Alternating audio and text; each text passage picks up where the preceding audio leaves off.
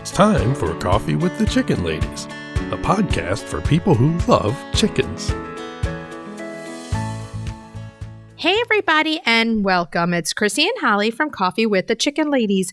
We're here and this is episode number 127 of our podcast where we talk about everything chicken, family, fun, and more chickens. More chickens. We drink a ton of coffee. I'm talking a ton. But most importantly, we hug chickens every day. And we kiss them too. Don't forget. We brew coffee from a little coffee house in historic Gettysburg, PA. Bantam Coffee Roasters. Holly Ann, what kind of coffee are we roasting today? We are having Honduran coffee today. It has notes of baker's chocolate and cardamom, and it might be my favorite of the bunch. It's one of my favorites too. Now, if you want to get your own, where do you go? BantamRoasters.com. And follow them on social media on Facebook and Instagram. Are you ready to sip some coffee and chat? I am, but first, a word from our sponsor. We have some exciting news to share from our sponsor, Grubbly Farms. This month, you can receive 30% off if you're a first-time buyer. I'm a longtime subscriber, and my flock love the healthy, nutritious treats. Orders $40 and more ship free. If you haven't heard, Grubbly's has a fantastic layer pellet and crumble feed. It's packed with plant and insect protein. It's perfect for those picky chickens and ducks. This offer does not apply to subscriptions and cannot be combined with any other discounts. It's a great time to try Grubbly Farms if you haven't yet. Use the code CWTCL30 for 30% off your first purchase. Try it today. Okay, so how are you doing? Well, it's May, and what happens every year has happened. I explode with busyness. Oh, yeah. Shearing and the garden and the chicks and everything else. And so I have a knitting class at Sheep and Wool, Maryland Sheep and Wool Festival that's coming Friday. Right. And I'll probably go back on Saturday and Sunday. And then my goal is to just slow down and enjoy everything. Enjoy time with the chicks, time in the garden, just put the brakes on. Yeah, we've been super, super busy. One thing with super busy, which I want to mention to everybody while I'm thinking about it, is we have our newsletter. Now it's finally out. Yeah. So if you want to sign up, go to our website and right on the bottom of our page, you can just click here and you sign. And it's going to be a weekly newsletter. And we're pretty excited about getting that up and going. We've been so busy that it's been one of those things. But hey, we're happy. Yeah, we had to work it into the workflow. It'll be in your inbox once a week. Yeah, we'll be popping in to say hello there too. Yeah, I've been crazy busy. Chicks have been fun. It's just, oh my God, spring is explosion time for sure. And right now I have Sophia graduating in a month. So that's, having an 18-year-old about to graduate high school is craziness. I didn't realize it was such a thing, but it actually is. I'm new to all this. Such a thing, man. Well, one of the things we have on today's show is our recipe for an amazing mixed drink. So we're going to be toasting once she graduates. Well, and I was going to say it's a really nice thing to sit on the front porch with and slow down and sip. Yeah, for sure. Can't wait till we get back to it. If you're listening to our show and you're loving it, head on over to Apple Podcasts and leave us a written review. It does amazing things for the growth of our show. And another great way to help us is just hit that subscribe button. You never miss an episode. And believe it or not, it really helps us grow. If you're looking for other ways to support the podcast, you can tell a chicken-loving friend or two about the show. Or 5. You can share your favorite episodes on social media. Head over to our Etsy shop, check out our t-shirts and mugs. You can become a patron of the show. Patreon.com/coffeewiththechickenladies. Check out our levels of membership. And the other thing you can do to help support the show is visit our website and our show notes, use our affiliate links and discount codes, and buy products from our sponsors. Yay! Hey, Chris. Yeah. Do you like subscription boxes? Does it have anything to do with chickens? Of course. Then yeah. Let me take a minute to tell you about the Chicken Love Box. If you love goodies for your chickens and you need to go to chickenlove.com. I love the mega box. Tons of useful products for my flock and a chicken tea for me. You can't go wrong with a chicken tea. They are so cute and so soft. In the February box, I absolutely love the red iron rooster trivet and the seed block. I really love that egg timer. It's going to be great when I'm baking. And those chicken stickers are going to be awesome on notes I send out. Boxes start at $39 a month. They ship immediately after your order, and shipping is always free. Such a great deal. Don't wait. Get off the nest and click already. Use the code CWTCL50 for 50% off your first box of a 3-month subscription or more. That's chickenlove.com. That's chickenluv.com. Get your subscription today. Have you heard of Strong Animals Chicken Essentials? They make natural supplements for your flock. Strong Animals has used plant-based products and natural approaches to promote the health and vitality of backyard flocks. Their products contain organic essential oils, prebiotics, and other natural ingredients to support the immune system and digestive health. Give your chicks and chickens what they need to thrive with Strong Animals health products. Visit GetStrongAnimals.com today. The Breed Spotlight is brought to you by McMurray Hatchery, defining quality for generations. For over a century, McMurray Hatchery has remained a trusted family-owned business working tirelessly to ensure our poultry meet the highest standards. Whether you are an experienced enthusiast or just embarking on the journey, look to McMurray Hatchery for guaranteed quality, rare and heritage breeds, low minimums, and all the supplies you need to raise your flock. Request a free catalog today. A tisket, a tasket, a blue egg basket. It's time for the Breed Spotlight, yeah! Yeah. That was inspired. Okay, so yeah, this is one of our favorite chickens. So this week's Breed Spotlight is The Crested Cream Legbar. And so I had to bring them in with a little, like go to the stage and do it. Yeah. We got it. Yeah, we got it. Yeah. So they do lay blue eggs is one of my favorite things about them. They really are one of our favorite breeds. Now, the Crested Cream Legbar was developed in the UK in the 1930s at Cambridge University. Yay! They're small-bodied chickens, and they have a small, swept-back crest and a huge personality. Yeah, they have a little crest and a big comb, it feels like, with the crest. Well, not all of them. It's not always breed standard to be that way, but there's a strain of them that have this really ruffly comb. I love it.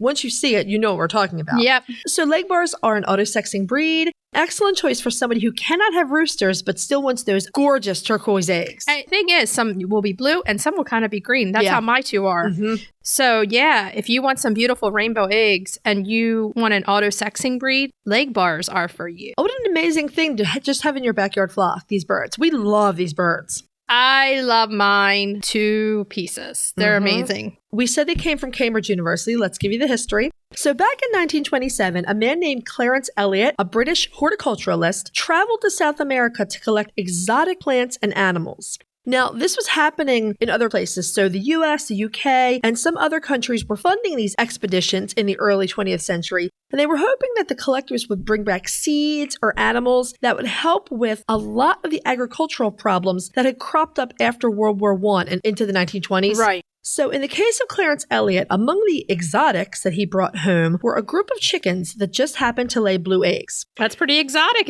if you're back in the 1920s. Absolutely. The chickens were given to a man named Reginald C. Punnett, the director of the Cambridge University breeding program. That program was essentially the leader in the UK's genetic research, and Punnett was one of the leading genetic scientists in the world. Okay. Do you recognize his name? No. Should I? Punnett Square. If you're doing basic genetics in high school biology, you make the Punnett Square with the peas. Oh my God, we're talking 30 years ago. I know. He gave biology students everywhere the gift of the Punnett Square. Now, yay. Right? Sorry, Thank Professor you. Punnett. Thank you. Woo. It seems funny that such an endearing little bird was created in a lab in an academic program. I mean, not really in a lab, but in an academic program. Yeah. I mean, well, sometimes academics have a little bit of fun personalities too. Fun and funky behind the scenes. Yeah, exactly. But that is where the Legbar came from. Yeah. I mean, hey, wherever you come from, you come from. Punnett's work was focused on improving the livestock that was raised on British farms. And he and his team had been working on sex-linked genes and the creation of auto-sexing breeds. Which is a big gift. That's a huge gift right there. It is. It really is. For the average person right now that's in a community, you can't have a rooster. This chicken, you could have 100 of these chickens and love them all. Oh, yeah. I mean, this is great. It's such a special breed. Now, they did make a handful of different auto-sexing breeds. They're rare here in the U.S., but there's a handful of them that you'll hear about. By far, their most popular is the Legbar. Right. So the team crossed one of those Chilean hens, and I always assumed those Chilean hens were straight Araucanas. Right. But the description of this hen was a crested yellow hen. Crossed her with a golden penciled Hamburg rooster. The Hamburg, once again, right, is in every genetic. We got that barring in there, and that barring comes into play. Yeah. So then, their offspring looked really promising. They crossed some of their offspring. Then they added a brown leghorn cockerel to the breeding program. For laying purposes. It's the leg part of Legbar. Yeah. Now, at the same time, one of Punnett's associates in the program was Michael Peace, and he had taken some of the program's gold Legbars that had been bred previously, Okay. and he crossed a white leghorn cockerel with those gold Legbars. Now, the offspring of this mix carried the identical cream gene to Professor Punnett's mixes. Okay. 2 different breeding programs, but they managed to get the same genetic result. Yeah. Once in a million. Yeah, kind of interesting. So what they did is they took those lines and they bred them together. And they continued refining for the crest, for the auto-sexing, and for the blue egg laying. Yeah. The Crested Cream Legbar was presented to the public at the 1947 London Dairy Show. And I'm sure it was so fabulous. Well, it has kind of a weird story. Oh, no. Because, well, it's good. Like, the public was like, wow, this auto-sexing breed, this is great. They lay blue eggs. They have a funky crest. Right. So about 11 years later, the British Poultry Club officially recognized the Cream Legbar. But 20 years after that, so by the mid to late 1970s, it was already in threatened status. As in a lot of birds, though, at that time. Well, right. That's exactly right. You have to look at the bigger implications. Right. I mean, there's a list of birds at that point in time that were endangered due to industrialism and, right. The egg, the chicken, everything. Exactly. So the industrial egg farms, the backyard chicken keeping was much less popular, but this is the one that made me scratch my head. Apparently, people weren't crazy like we were for the blue eggs. At that time, there was no market for these, I'm using air quotes, novelty eggs. No one can see these air quotes. Well, that's why I said it. That's why you say it. Novelty eggs. You can see them. I'm the only one. That's why I said it. As we know, this changed about 25 years later as the Americanas came in and became popular. For their egg. Everyone wanted eggs. those Easter eggs. And if you missed our Easter egger episode from a couple weeks ago, go listen. It's interesting, yeah. What happened in that period is that Legbars ended up being designated a rare breed in the UK by the Rare Breed Survival Trust. Which helped them grow in numbers, Absolutely. I'm sure. Now, they're not currently accepted by the American Poultry Association. Boo hiss. The Cream Legbar Club is very active, and they are working away at this goal. Yeah, I believe they should be in. This is a bird that's legit. I would imagine that they're probably going to legit to quit, too. Right? Seriously. Sweat all over my chest. Too legit to quit. This little bird, they're amazing. They have an amazing look. Let's get them in there. Come on. Well, I would imagine within the next decade or so, I can't see a good reason why they wouldn't be accepted. If they have a sponsor and a club working and they're starting to go to shows, I think they have a pretty good chance. Yeah, exactly. So Legbars have only been in the U.S. since the fall of 2010. That's not that long. Nope. They came over and everyone's like, woohoo, we love these little birds. Oh, yeah. Well, they were imported by Greenfire Farm. Now, the sad thing is most of that first batch died once they were in the U.S. due to the U.S. strain of Merrick's disease. They were not genetically resistant to it. So there was a surviving trio, and they did have some resistance. Greenfire Farm bred them to build up the U.S. population. In 2011, they made another importation, and they had those birds vaccinated. Yeah, for sure. Mm-hmm. Now, in 2013, they made a third importation of Legbars. This time, they used champion stock from Legbar breeder Jill Reese. Nice. Yeah. The Cream Legbar Club has some really, really great resources on that website. It's linked in the show notes, including an extremely detailed breed history and an article by Paul Bradshaw about that importation process and the issues they had with Merrick's. I mean, that's the thing. That's what can happen when you take a bird from another country, you do this whole importation process. That's one of the things that can happen. But Greenfire Farms takes that on their shoulders. That's one of the things they do for chicken lovers in the U.S. Absolutely. So they get the brunt of all of that. Yeah. And then they keep going. That's how amazing Greenfire Farms is with this stuff. Right. They keep going until they get a really good line. Mm-hmm. And here we are now in 2023, and this bird is flourishing. So let's go into a little bit. Again, we talked before because we're just so excited about them, about their body shape, but they're definitely small bodied. Keep in mind, they have leghorns in them, and leghorns are little.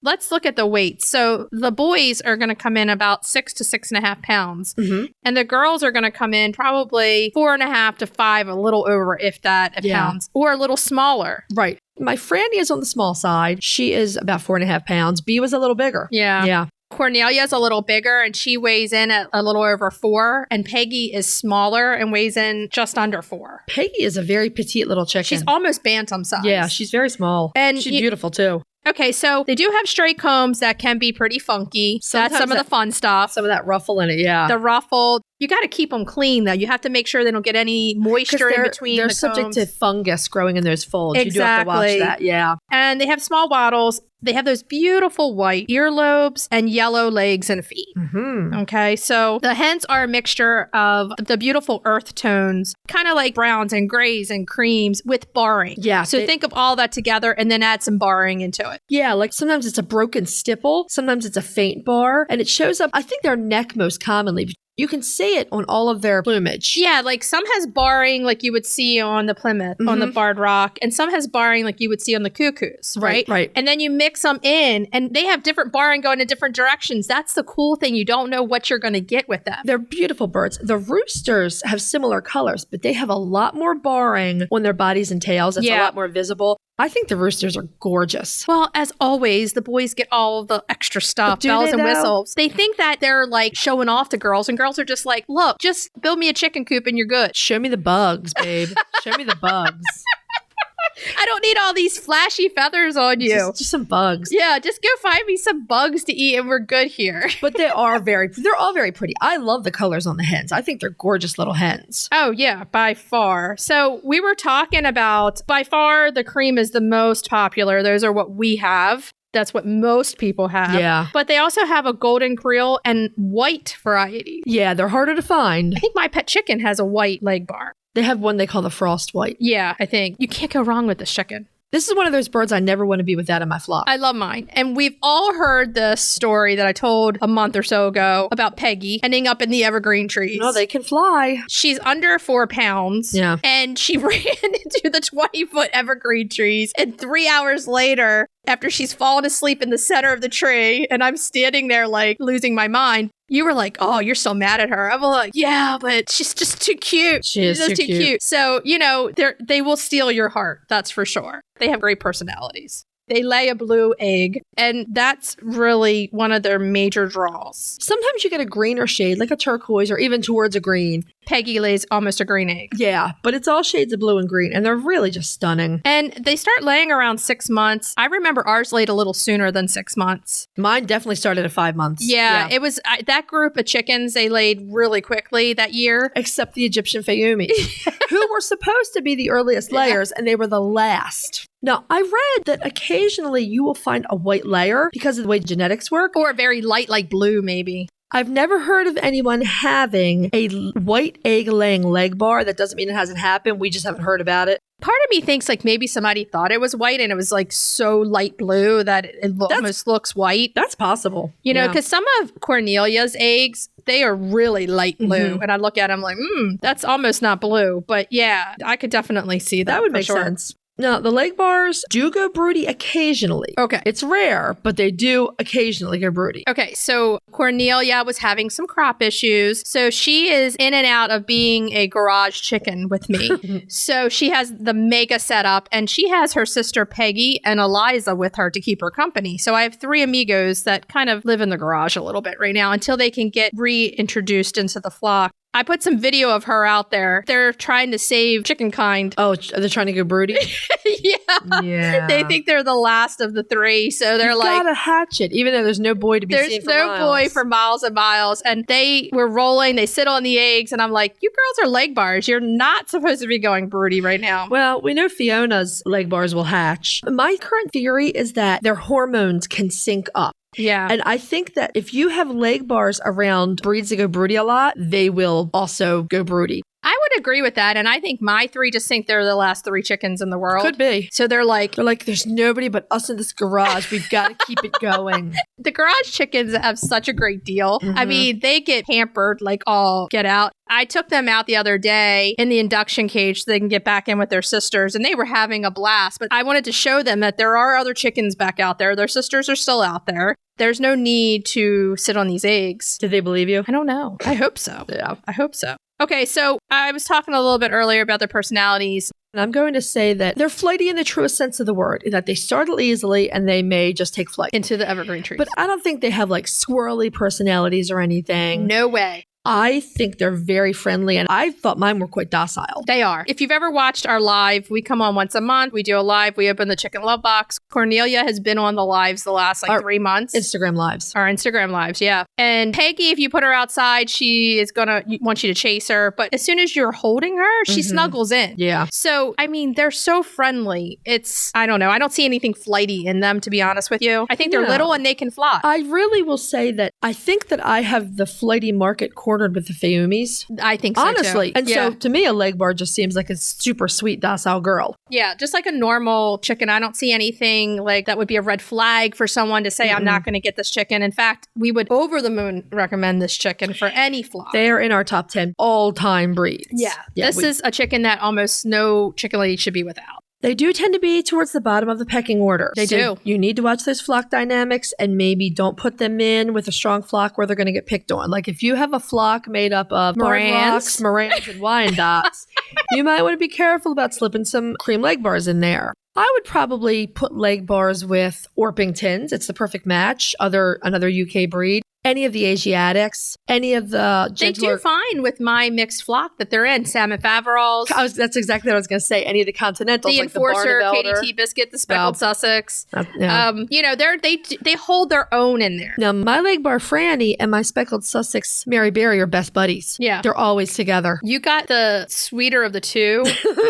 Katie is sweet, but she is the prison warden in there. Well, so she rules the roost a little bit. Flock so I have them in the right flock. You do, yeah. Flock dynamics are super important. If you have a lavender Orpington and a speckled Sussex ruling the roost, those Legbars are in the right flock. Yeah. If those are your chickens in charge, yeah, absolutely. And one Rhode Island Red. Well, there's only one, so that's where you're okay. So they're a good homestead bird in many ways. They're good garden helpers. They're good layers. They're gentle if you need a family bird. I don't know that I would call them very predator savvy. No, and not cold hardy either. They're small bodied. They have big combs. So you're going to need to... Yeah. I mean, even if you get one that's the show lines that has the smaller comb, it's still sticking right out there. Oh, yeah. And as you said, they're a smaller body chicken. So they could probably end up with hypothermia a lot easier than a bigger or fluffier chicken. For sure. And we say this because this past winter, we saw way too much terrible frostbite on Legbars. Not ours, I mean on social media. On social media, I did not, after that big frost that came in December, I didn't even want to go on social media. The amount of frostbite on there is crazy. And I brought all 20-some chickens into my garage with panel heaters just to protect those combs and wattles and them. And yeah, was it hard? Yeah, it was. But sometimes you have to do these things to protect your animals. Absolutely. They're your babies. You got to protect them. We have panel heaters in every coop. Exactly. I don't have electricity back there, so I had to bring everybody in and into the garage. That's where they come into the garage, into their pop-ups with the panel heaters. And they were in for 4 days, and then they were very happy to go back out. Sometimes you got to do what you got to do. Absolutely. This is a little bit of a tangent, but I've been really looking at a lot of permaculture stuff lately because a lot of the systems of permaculture I like. Yeah. But generally, the plans have the livestock a lot farther away from the house than ours. But I'm old. Yeah. I want my chickens. And I know you guys set up differently and you had to put your coops like 2 acres away. They are. But mine are not that far from the house. 1, because I'm old. And 2, because I wanted to. Well, I spent my childhood and early adult life schlepping back and forth to barns that were halfway across the property. And that's where ours are. So anybody who watched me this morning go out and put the girls out limping the entire way with my knee, you would have been laughing at. But, that's the draw. Like, I don't have electricity back there, so I have a garage. I have to set them up. But there's still things that you can do to help. And they're small bodies, so we have to. Absolutely. So let's move into where do we get them? Murray McMurray carries a beautiful line of Legbars, and so does Greenfire Farm. 2 of our faves. That's right. Now, Greenfire Farm offer a production strain, and they offer that strain of the Reese Legbars, the champion showbirds. Legbars are becoming much more popular in local farm and feed stores. You're seeing them a lot. Yep. Which is good. It is good, yeah. That means the person who doesn't want to order chicks, that wants to go to their feed store, has an opportunity to get a great chicken like this. Absolutely. I like that. Most of the feed stores around here don't really carry a lot of the breeds I want. I would take a Legbar every single time. I feel like they carry a lot of like what you would get in the very beginning, right, when you're first putting your feed in, just kind of getting used to it. And then once you want to expand of that, then you have to go to ordering. Right. There's no other way to do it. It's true. Okay, so flood our Instagram with your Legbar pictures. We want to see them. DM us. We want to flood stories with your Legbars. Send them on over and let us know. We would love to see them. If you're looking for a chicken coop that's produced in a planet-friendly, sustainable way, try Nestera.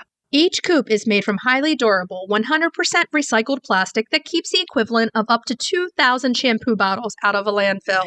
Their clean, modern design will fit into any garden or run area and comes with an industry-beating 25-year warranty and a range of handy accessories. Simple to put together, so quick and easy to clean, and most importantly, red mite resistant. Your chickens will love it. Quick shipping from Nestera.us. For a 5% discount, use the affiliate link in our show notes, on our website, and on Instagram. Link in bio. Check them out today. Roosty's proudly sponsors Coffee with the Chicken Ladies. We personally use Roosty's products with our chickens, and we're huge fans. They have their awesome nesting pads, do-it-yourself feeder and waterer kits, and they've just released their best product ever, a new chick feeder and waterer set. They have adjustable legs to keep food and water clean. They're super well made, and the feeder even has a removable lid so it can easily be filled from the top. So if you're raising chicks or keeping chickens, all their products are available for Prime delivery on Amazon.com. Check out the Roosty store on Amazon or follow the link in our show notes. Okay, so let's move on to main topic. Yeah. So we have a pair of authors on the show today. We have Stephanie Thurow and Michelle Bruhn. They're homesteaders, and their new book is Small Scale Homesteading, a sustainable guide to gardening, keeping chickens, maple sugaring, preserving the harvest, and more. It was published by Skyhorse Press, and it's a fantastic book if you're interested in homesteading. Here's our interview with them. Enjoy. Ladies, welcome to the show. Thank you. Hello, welcome. How are you doing today? We are good. Sun's shining. I know, it's shining. It's not quite warm enough yet, but it's getting there. It's a little bit better, right? Yeah. Spring comes, then summer, and that's the way it goes. We hope. And then we'll all meet up and complain like we're steaming hot. Like, come on. It just gives us something else to complain about, Guilty. right? Okay, so you wrote a book called Small Scale Homesteading. We love it. We love the fact that it's inclusive to everyone, everywhere, no matter what amount of land you have, where you are, you can be a homesteader, you can do it. Yes. So tell us a little bit about yourself.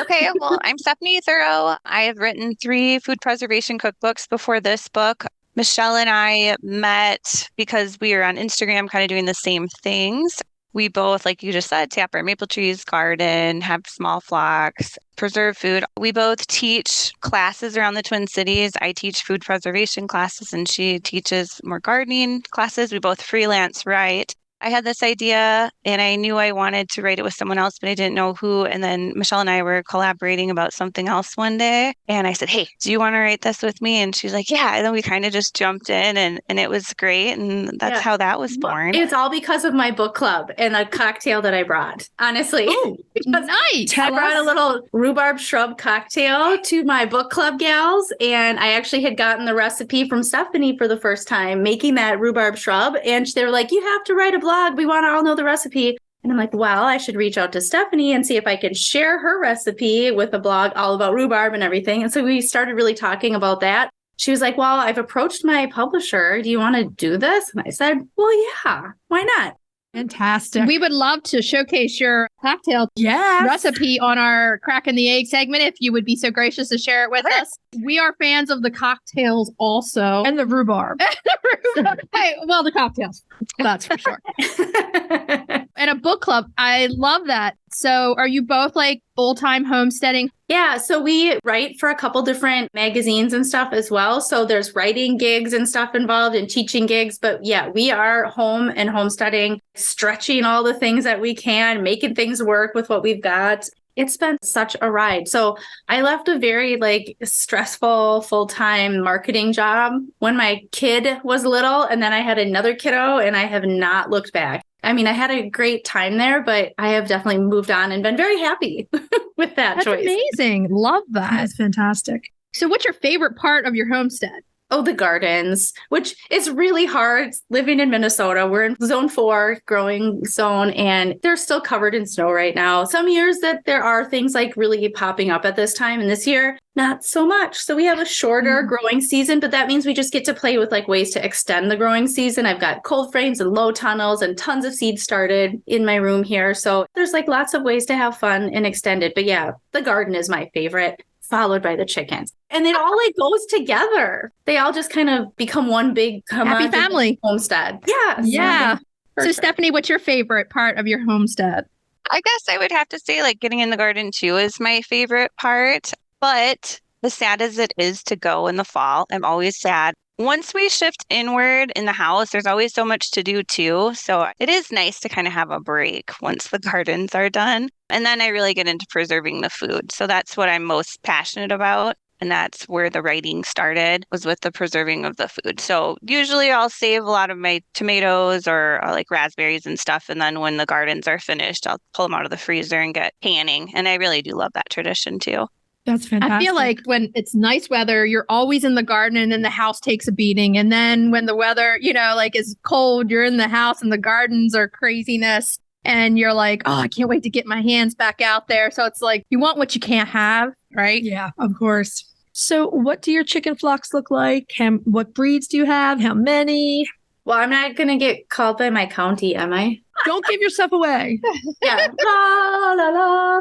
I love all kinds of chickens, and I have had at one point or another, let's see, Easter eggers or Americanas, barred rock, black stars or black sex links, buff, lavender Orpingtons. I like extra heart Orpingtons. Midnight Morans, their eggs are amazing. They're kind of feisty, I think. Morans do have that reputation. The two that I've had have always been like tried to be top of the They could be the mean girls, yeah. I said it a little nicer than Holly did over here. Oh, mean girls. And then speckled Sussex too are so fun. They are so curious and so goofy. So I've been keeping chickens. I just asked Stephanie, I'm like, wait a minute, if I was this old when I started, how many years have I actually been keeping chickens? I've been keeping them for 24 years. So awesome. I've had a lot of different flocks, and I've had them here, and then I've had them I lived in Sweden for a couple of years too. Oh, nice. And so I had a whole different variety of breeds there, and I don't know the names of them, but they were these beautiful.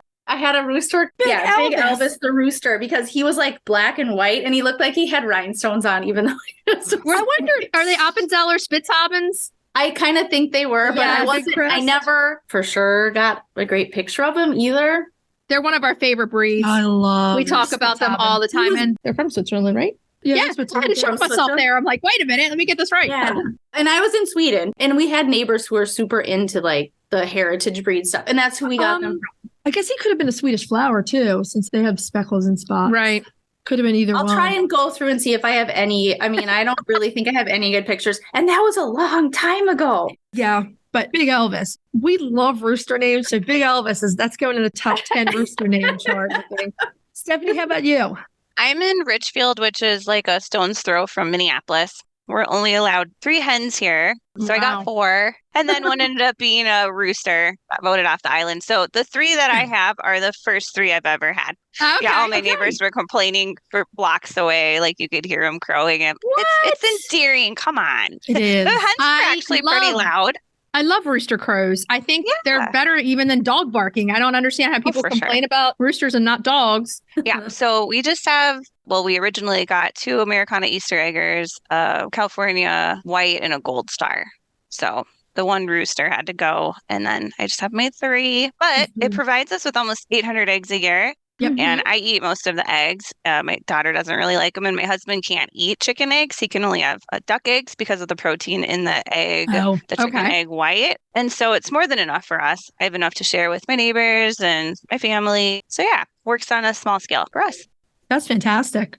I think people feel pressure when they go to set up chickens to have this huge flock. You can get a good steady supply of eggs, and you don't need to have 30-some chickens like some people I won't mention. Anyway, you are talking to some crazy chicken ladies, though. I would love to have more because they have such great personalities. And before I got them, we just got them in 2020. I had no idea what to really expect. And it's so funny. That was the best part is like, oh my gosh, they have little unique personalities and they hang out in the garden with me and we enjoy that. So I definitely would have more if we could or someday when we can. But the 3 are enough for now. Yeah. Even if you can have just one, they like to be with more than one, but they steal a place in your heart.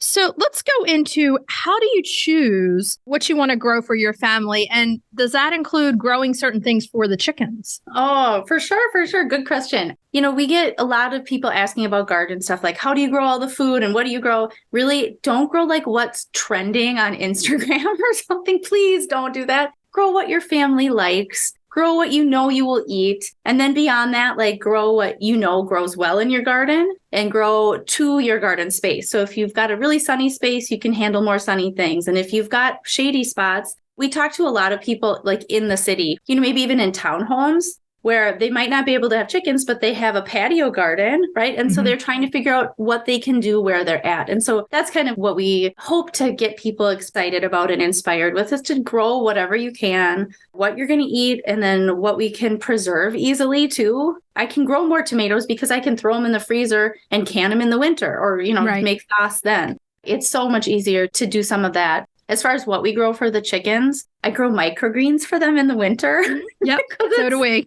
A lot. Okay. Yeah. It's like such a long season for our Minnesota chickens to be without anything fresh and green. I think they love it. I grow extra herbs. I would say probably mint and oregano, especially, just to really let them like throw that into their bedding. And I think it really helps their overall health. And then it doesn't stink as much either. Right. They also help with repelling bugs in the summertime. The herbs are really good at those things. And the other thing I wanted to say is shady spots. What's good to plant if you have some shady spots? Sure. Well, anything like lettuce greens are going to be really happy there because they just need like less sun. So when you say shady spots, that's anything I would say like 4 hours or less is considered like shade.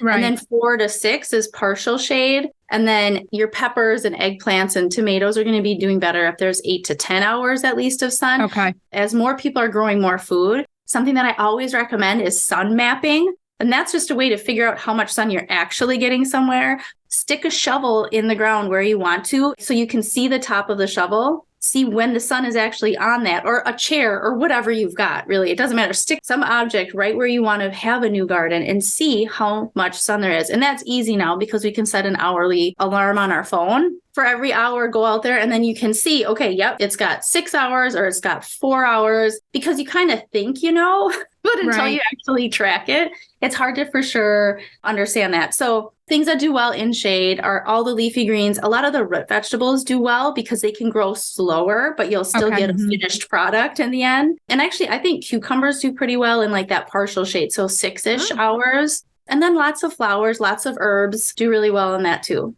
I have a shade garden on the back of my house, and it's where I have the mint and just lots of stuff like that, leafy greens. Sometimes you think, oh, I have a shade garden, I'm not going to be able to do anything, but you can. Stephanie, how do you choose what you're going to grow for your family? Same way, we grow what we want to eat. But as far as like for the chickens, I've started lining my beds in the back where they roam with broccoli and kale and stuff. So in the spring and in the fall, they know that it's okay when there's nothing in there. They know they can go scratch around and whatever. Then when things grow up, they tend to stay out of it, but they'll walk around and scratch next to the beds. And then they like to just rip off a little bite here and there. So I keep all those things that are safe for them and okay for them on the edges like that. But yeah, we grow lots of tomatoes, onions, garlic, eggplant, tons of herbs, pumpkins, all sorts of stuff. And the chickens really believe that they're helping the homestead gardener. They do. They're like, this is our job to come over here and turn this dirt where you eat everything. Oh, you mean you didn't plant that for us? They actually love it. They're like, thank you. We're going to go just eat everything you plant. They're like the deer. They think I'm feeding them. I have Georgia peach trees. They're starting to blossom right now. They're really pretty. Yeah, that's pretty. If you don't get all the peaches as soon as you can, the deer put their feet up on the trunk of the trees. I believe it. And they just eat them. And then you have a million pits under the trees. And you're like, seriously, we are the peach restaurant, but can you clean up after yourself? Don't leave all your pits there. But they love it just as much. We have crabapple trees all around our runs, and the chickens are just like, they don't care. Yeah. They're like, okay, leave it for the crab apples. Yeah, they love the crab apples. I'm like, you can have all those you want. I don't want to. Really? The chickens like the crab apples? It's surprisingly. Yeah. I should bring some home for them. I have some at my cabin. I've never thought that they would let them give it a try. A special treat. My sister and I got our first chickens when we were in college, when we had just finished college. And we had these 2 Cochin roosters. One of them was this humongous, gorgeous partridge guy named Mr. Darcy. And Mr. Darcy, his favorite thing in the world was to dig up mom's sweet potatoes and eat them straight out of the ground. I've never seen a chicken since that liked sweet potatoes, but Mr. Darcy, it never failed. He was like, I'm cultivating this for you. I'm doing you a favor. I'm going to test it and you can have what's left. I think my mom just cut the peck part off and used the sweet potatoes anyway. Why not? I mean, seriously. Thrifty lady. I would. You don't need to waste that sweet potato, man. We really, really recommend everyone go out and get this book. If you're looking to start homesteading, even if you don't have your ideal farm, this is a really, really great book just to get you started where you are. So one of the things we love about this book is you have these DIY projects. What are some of your favorite projects in the book and why do you like them so much?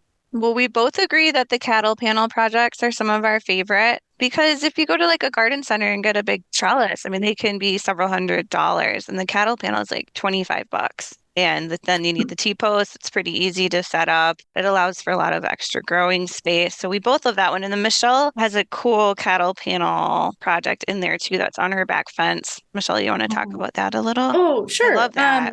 It's like a floating trellis, it looks like, because the cattle panel is actually attached to like a fence at the back. So it's a wood picket fence, but the cattle panel is attached to that. So there's no posts out on the end. And, you know, have you seen like the ones where it's like half circle, like a moon shape? Those are like $500. I've looked into them and I was like, I really want something big and grand at the back of my garden. And I cut a cattle panel in half, like lengthwise instead of making it shorter. And we attached 2 of these to the back of the garden. And it's so stunning. It's just really fun to be able to use cattle panels. There's never ending ways. You can do so much with them. Yeah. My husband and I have a big supply of them because we keep sheep and we use the panels for moving pasture around. And we just put a set in the front of the house. We did 8 footers. We put them on offset T-post. And so they look like straight up and down floating panels for our rose trellises. At first I was like, I'm not sure we should put this in the front of the house, but they work. It really works. It looks great. Yeah. So that's like how I grow tomatoes too. Nice. Because we have the indeterminate. They will grow that full height. Oh, wow. Nice. Do you have to tie the indeterminates up because they get so crazy? Yeah, so I try and weave them in and back and forth in the cattle panel, but then I always have to tie a couple too, especially towards the end of the season when they start growing on top. Nice. Tomato wall. That's amazing. I love that idea. You two are filled with so many good ideas. Wow. Amazing. And do-it-yourself projects, you feel really good about it. You're like, I've worked on this. Not to mention you save the money. To buy more chickens. To buy more chickens. And then you can control the scents or, in the ingredients and tailor it to your liking. We were on the news today talking about that healthy home chapter, all that stuff that we talked about today, the lotions, the soaps, the salves, and, all this stuff you can do and tailor it to your needs. My husband has psoriasis. My daughter has eczema. And so then we use oils that will be more nourishing for their issues and stuff. And then their satisfaction in doing it yourself. Yeah, I like how each individual chapter has a section of do-it-yourself. So let's show you what we do, how we do it, and then let's give you instructions so that you can do the same thing for yourself. We love it. Thanks, guys. That's really sweet. Yeah, we wanted this to be like a really good jumping off point for a lot of different people getting into homesteading. And then, if you feel comfortable doing a couple things, then you can start doing more and more. But one thing is that we don't want everybody to feel like you have to do it all, like from the beginning or even in the end. And there is no end, right? This is just like a journey. There's no finish line. This is living a really fun life, the life that you kind of want to build, and hopefully living it a little healthier and a little bit better for the environment overall. Right. And you can tailor it to what you want. Like you said, grow the vegetables that you like to eat. Don't grow asparagus if you hate it. Grow something that you love and do what you love. And then it comes easy after that. Okay, so we have to ask this question, of course. How do the chickens fit into the homestead ecosystem and the permaculture system that you have set up? They're absolutely integral to our suburban homestead, for sure. We grow a lot of the brassicas or cole crops. So lots of broccoli, cauliflower, cabbages, and those beautiful vegetables have a lot of extra leaves that we could compost. But instead of throwing them into the compost, we are able to give them to the chickens. And the chickens are like feast day. They get so excited, right? They're all like gathering around like it's like cocktail hour for the chickens, right? It's Exactly. like their favorite thing. So they're all Exactly. around there enjoying it, and they're minimizing waste. And then we get eggs, and then they also add the nutrients to the compost pile like you wouldn't believe. Like I have better compost than anybody who doesn't have chickens, hands down. Like there's just no way that anybody who does not have chickens is going to make as good a compost as I can.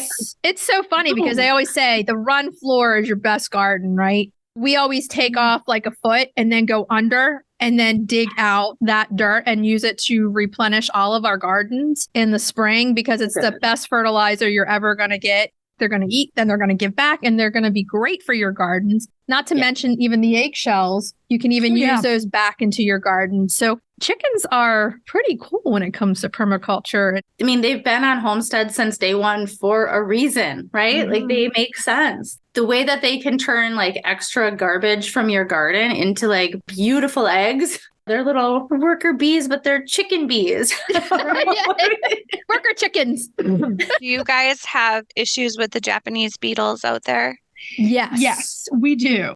And so, front of my place, my husband and I put espalier apple trees. And we had a lot of trouble with the Japanese beetles last year. The chickens can't reach them. My chickens are very indiscriminate weeders. And so, because the apple trees are underplanted with rhubarb and perennial onions, we really don't like them around the rhubarb leaves. I don't think anyone's going to eat them, but you never know. So long story short, we're actually thinking about getting ducks, and we're going to build the duck ecosystem right there by our front garden because apparently ducks are even better at finding the grubs in the soil before they even hatch. I know. That's what I want the chickens to do is eat the grubs before they come up. I mean, the Japanese beetles are terrible with our roses, with our other plants. I have this big bush that's been here forever. I don't even know what it is. The one by the driveway, that huge bush. I don't know what that is either. I know. That thing gets attacked by Japanese beetles, but I let the chickens go all under it like right about now. And they can get up into that bush. I let them get those grubs from under that tree because I'm like, that's one less eating my leaf and making it look like a piece of lace. I'm like, seriously, you guys need to not be around. With the apple trees, I tried picking the beetles off and throwing them on the ground. But once I threw them on the ground, the chickens were like, no.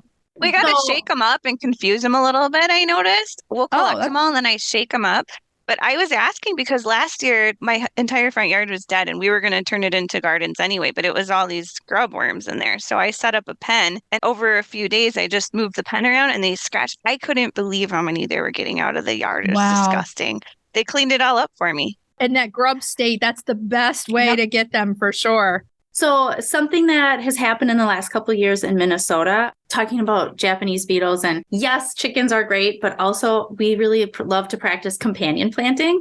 And so one way we can bring in companion plants to fight these Japanese beetles is to plant things that the winsome fly likes. Have you guys heard about the winsome fly? Yes. That's like now a predator for the Japanese beetles.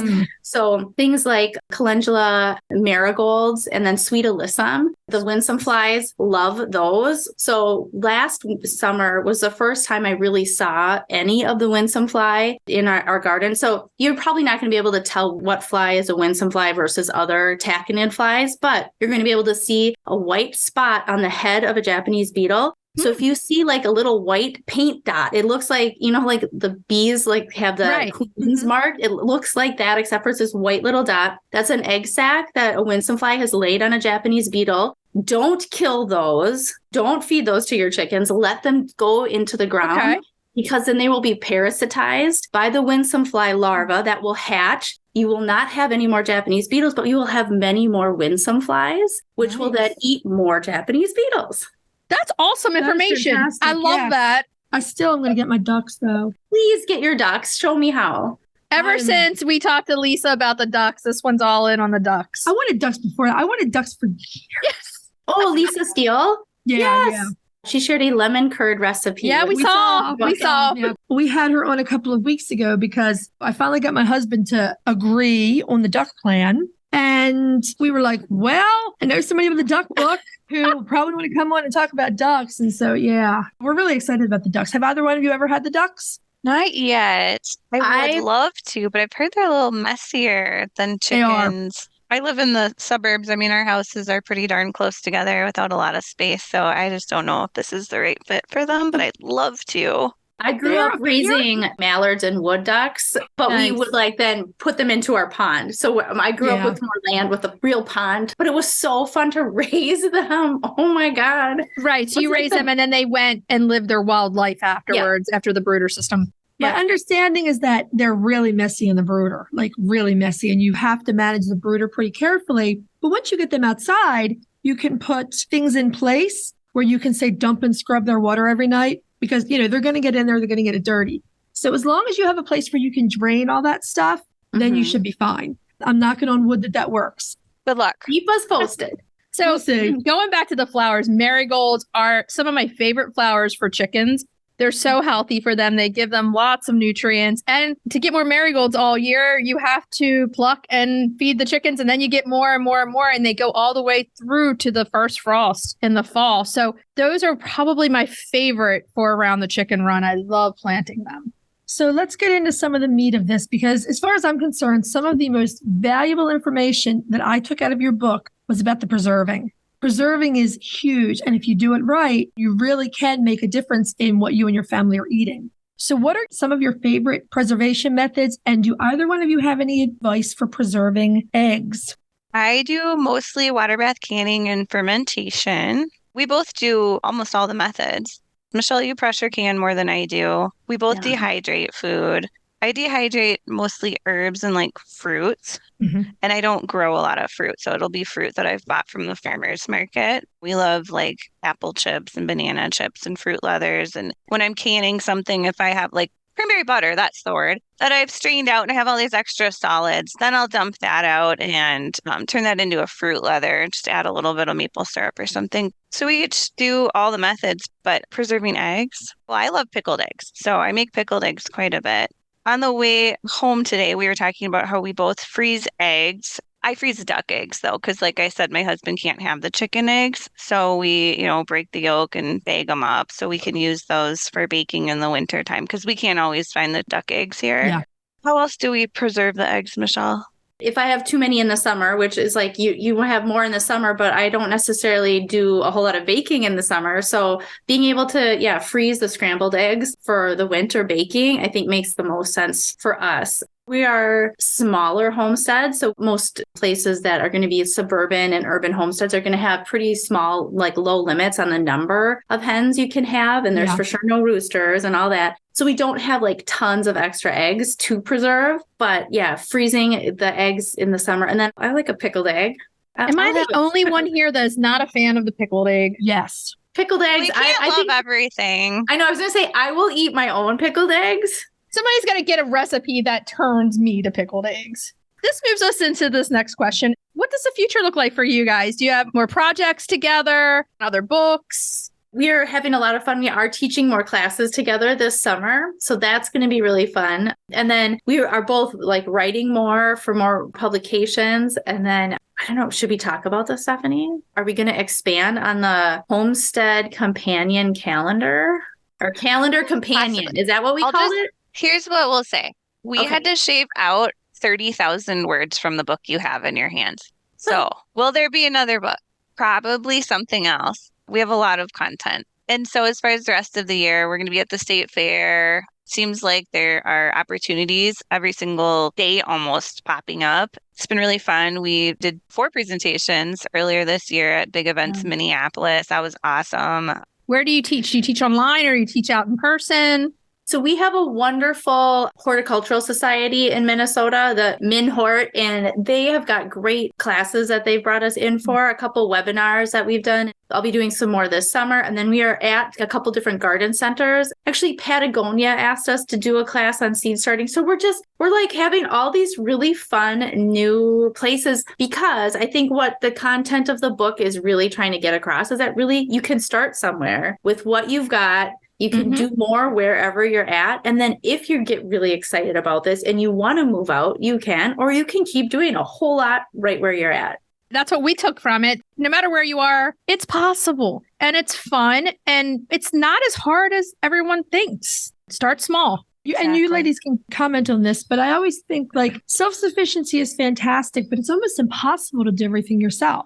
I can't grow persimmon trees because of just the way my farm is set up. So I'll find somebody who's selling persimmons and I'll either barter with them or I'll buy them and I'll do my persimmon butters and things like that. So self-sufficiency is great, but I guess I'm asking, how do you put it in a few words? Like, you don't have to do this all by yourself. You can work with other people and that's fine. 100%. I haven't read our own book in a while since I've been editing it. So I don't remember exactly how we put it, but I think it was like, we don't want to preach self-sufficiency, especially not in a suburban setting, because there are books that say you can be self-sufficient on a quarter acre and stuff, but that's not where our goals are. That would drive us all crazy because we'd be missing out on so many other things. What I think instead we could focus on is, I think we call it communal abundance. Your neighbor has maple trees. You don't. You can do that. They want to have bees. You want to have chickens. They have the sunny spot in the yard and you have the shade. You know, I mean, there's so many different ways we can all work together. It's not just like physical resources. It's also knowledge that we can share. Right. And when we are in closer together, it just makes more sense to be able to do that even easier. Not to mention, it's more fun. We're social beings. We like to talk. You know, everybody get together for a happy hour and bring what you harvested this week and put it in a dish. We rely heavily on our farmers too. Like when my friends see that I'm canning and they think I'm gardening to preserve, that's not necessarily true. I'd have to have pretty much all my backyard beds growing pickling cucumbers to grow the amount that I can. So guess what? If you don't like doing something that you've tried from our book or anything else, don't do it. Don't feel like you have to. Try something else. That's the other thing. I think people get in their heads like, well, I should be doing this and I should be doing that. It's like, no, if you're not enjoying it, don't do it. Pick it up at the market, get it from someone else. We definitely are not trying to be sustainable here in the suburbs. I'm a member of Instacart. You know, I do all this stuff and I still get my stuff delivered. I live 10 minutes from the airport. That's super convenient. I love it. Yeah. You have to figure out what works for you. That's what it comes down to. There's no value in it if you're not doing and creating the things that you love. Do what you love. We hear that with chickens too. A lot of homesteaders will feel like they have to get chickens. But if you don't like chickens, you don't have to get chickens. There are plenty of other people producing tons of eggs that you can buy from or barter or whatever. I love the farmers that I've gotten to know because we get meat from, you know, a couple different farmers. And I have my sweet corn farmer that I get all my sweet corn from because I'm not going to be able to grow enough sweet corn to can for my family for the year. Plus, the one time I tried to do it, that's when the squirrels figured out that this is really good corn. So no, it's not worth it for me. That gives me a lot of anger thinking about that. Your squirrels were like my deer. They were like, the corn is here. Everyone meet here. This is where we're going to go. Corn party. Over to Michelle's house. She's got the corn. It was so frustrating. But what's really interesting is I can grow like dent corn or Indian corn, like all this beautiful corn that I can grow, but it's not as sweet. And so for some reason they leave that alone. But I was so scared to ever grow any kind of corn. Anyway, corn, that's the thing. Please, farmers, keep growing really good, not crazy kind of corn. Like you got the corner on decorative corn homestead for sure.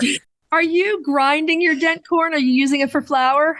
Okay, I pop it mostly. Glass gem corn is really good for popping still too. I have not tried grinding it because I've heard of a couple people burning out their grinders with it. So I'm on the hunt for a small communal kitchen or where you can go in and rent.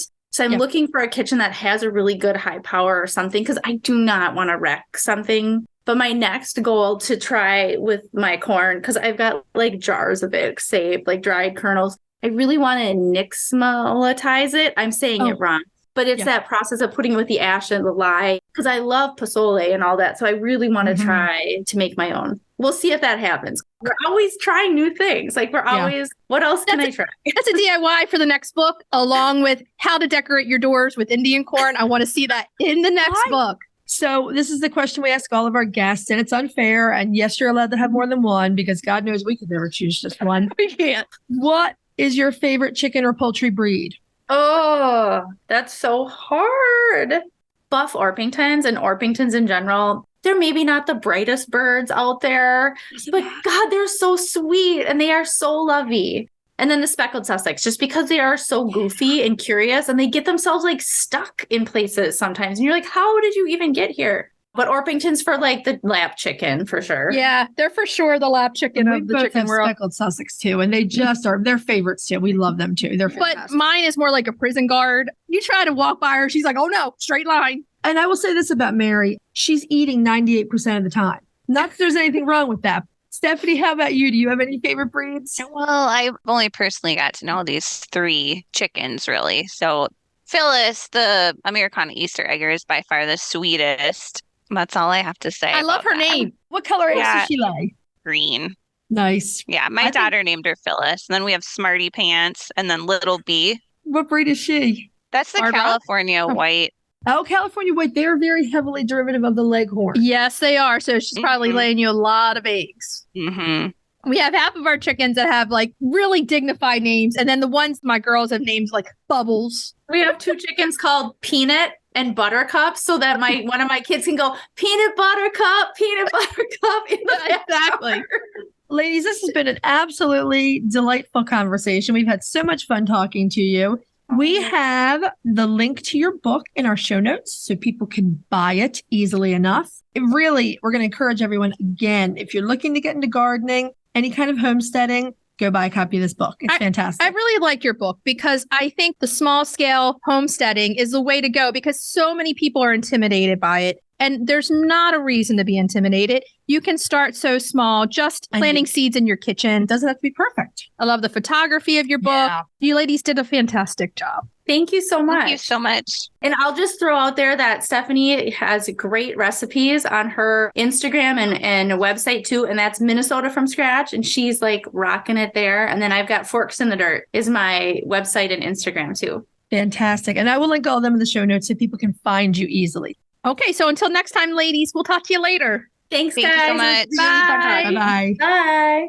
We just want to thank Stephanie and Michelle one more time for a really fun interview. We'll have their book linked in our show notes. You can go there and purchase it. We'll also have links to some of Stephanie's earlier cookbooks that are fantastic. We had such a fun time with these ladies. Okay, so let's move on to Cracking the eggs. cracking those eggs. And this week's Cracking the Eggs, thanks to Stephanie, we're doing a Rhubarb Gin Fizz drink. Yeah. It's a cocktail, everybody. It's really good. It's good for sipping on happy hour with those chickens outside. So Stephanie very generously shared her recipe for a rhubarb shrub. Right. Rhubarb shrub is a way to make a syrup from fruit, and you can use it for all kinds of things. Right. You know, baking, flavoring, whatever. And in this case, we use it for a mixed drink. We're going to have Stephanie's recipe for the shrub in our show notes. Right. I'm just going to give you a quick synopsis of it, and then we'll move into the cocktail recipe. So I modified the shrub slightly for this recipe. I divided it down to a third, and I used white wine vinegar instead of apple cider vinegar. Right. I just thought it would be better in the cocktail. Exactly. Either one Apple will cider work. vinegar is going to be a little too strong. So you clean and chop a half a cup of rhubarb, and you add it to a clean canning jar with half a cup of sugar. Right. You cover it tightly, let it sit for about 3 days, and you're going to take it and shake it a few times a day Right. to mix the rhubarb juice and the sugar together.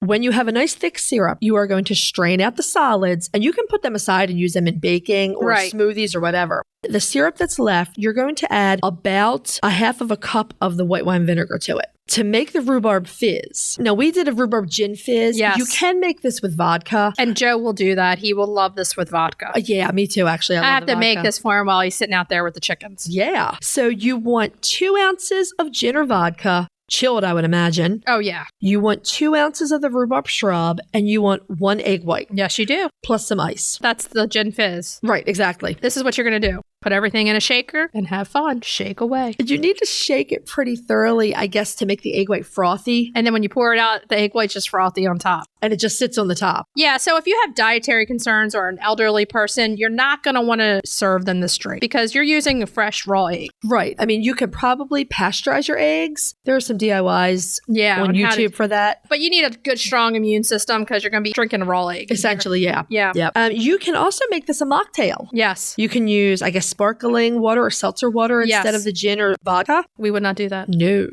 No mocktails here. No. Not that there's anything wrong with that, but No mocktails here. There's nothing wrong with it. We will be sipping with the chickens. absolutely. Now, I will say that my rhubarb is not as pretty because it was very green rhubarb. It didn't have a lot of red in it. Right. If you want to make this a beautiful drink, you want a rhubarb that has a really red stalk. Exactly. You can also add a little bit of natural coloring. Yeah. If that's If the you case. want to. I don't care. It tastes good and it's not a mocktail, so down it goes. It's so easy to do. It's Yeah. really just easy. The egg is what makes it broth. You probably knew this, but this is the one thing I learned from this, that a fizz and a sour are basically the same thing. Mm-hmm. Yeah, I didn't know that. Because I love me a whiskey sour. And I was I- like, oh, I'm just making like a rhubarb whiskey sour. Yeah, I love sours and beer and everything. Mhm. No, I do like some sour beers, like an IPA sour beer, stuff like that. I think this is just slowing down and enjoying your spring. We've been waiting for this time of year, and it's so busy with all the farm chores that you have to take the time to slow You down really do. with a cocktail and just enjoy the chickens running in the green grass. Mhm. Doing that will help you sleep at night, and then you'll be able to relax a little bit more and say, okay, I can get up and do it all over tomorrow. Right. Okay, so try it. Let us know what you think. Take a picture of it. Send it to us. Oh, yeah. We'll give you a story over there on Instagram. Okay, let's move on to retail therapy. Retail therapy. Yeah. So this week's retail therapy, we're talking about a company called Premier One. And they have a website that you can go to online, and they have lots of different products. Holly, you were talking before about they had sheep stuff that Oh, you've yeah. gotten along the years. Mhm. Now they're bringing in the poultry stuff. Yeah, they used to have a few poultry offerings, usually just the electrified netting. They've expanded quite a bit. So we want to kind of go over their website and tell everybody what they have. Premier One Supplies has been in business for just about 40 years. They carry fencing and supplies for all kinds of large livestock, especially sheep. I Right. got my first sheep shears from Premier One. Yeah, My blades, they used to do the sharpening for me too. they've been out there a long time. I mean, 40 years is Mhm. a long time to be in business. But here's the thing. Chickens are so big right now. There's a demand. There's a demand for this. So they're bringing in more stuff to help with this demand. Right. They have a whole poultry section on their website now. Mhm. They have it in different categories: incubation, brooding, rearing, eggs, and processing. It's a lot of stuff. It's a lot of stuff. So some of this is absolutely great homesteading gear if you are heading down that path and Right. you're, say, raising meat chickens. Yeah. There are also a lot of offerings for hatching and rearing chicks. Like you said, brooding. There are lengths of electrified netting you can get. You have to watch, of course, if you're in a spot with aerial predators. Right. But the electrified netting, it's another layer to help keep ground-based predators away from your birds. Exactly. So they have that. They have brooder plate. They have heat lamps, all different kinds of stuff. If you go in, a heated waterer. So the heat lamps they have, I believe, are the ceramic bulbs with the cage around Yes. them. They're safer, actually.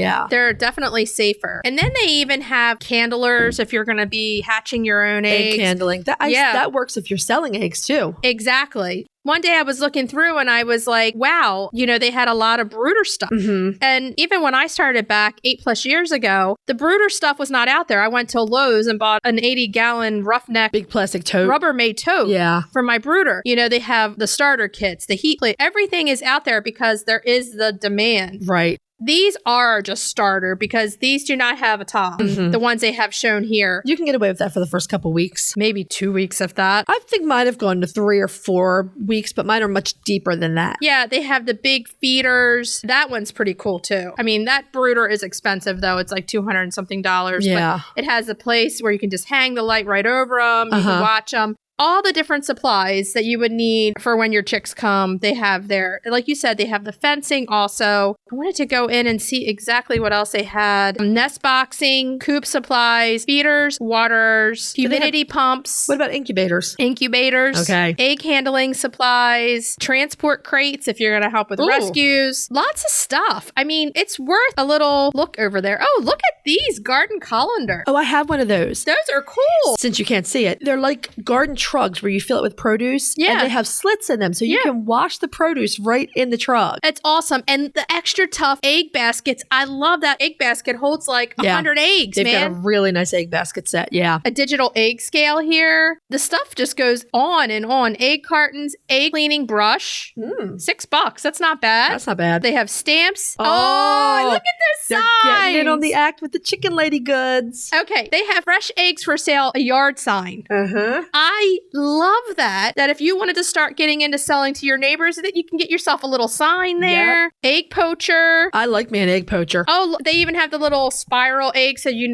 can put them in order. That's called a skelter, isn't it? Yeah. You can put your eggs in the skelter by day, and so the oldest egg is the one that's coming down to you. Exactly. So they got a lot of stuff on They here. do. It's really nice. So do yourself a favor, go over to Premier One, look at their website. You might see something you need. If not, just take a 2-minute internet vacation and look at their stuff, and they have some cool stuff on there. They do. Okay, so let's tell everybody what we're going to be talking about next week. Next week, we're going to be revisiting a little bird with a big history, the Iowa blue. I can't wait. Due to popular demand, next week's main topic is your chicks have arrived. Now what? Yes, exactly. Now what? Cracking the eggs is our spring garden stir fry. That's making me hungry just thinking about it. It's going to be so yummy. That's if you're a big fan of spring veg, you're going to love this one. You are. And retail therapy, we're actually doing a little rescue spotlight next week. We're doing Sneed's Sanctuary Farmhouse. And we spoke with Judy. It was such a fun interview. Okay, so what should we tell everybody to do until next week? Hug your chickens. Every day and kiss them too. We'll talk to you next week. Bye-bye. Bye. If you'd like to see more of us, please follow us on Instagram at Coffee with the Chicken Ladies. If you'd like to help us grow the podcast, please leave us a written review on Apple Podcasts. If you'd like to become a patron of the show, please visit our Patreon page, patreon.com/Coffee with the Chicken Ladies. Thanks for listening.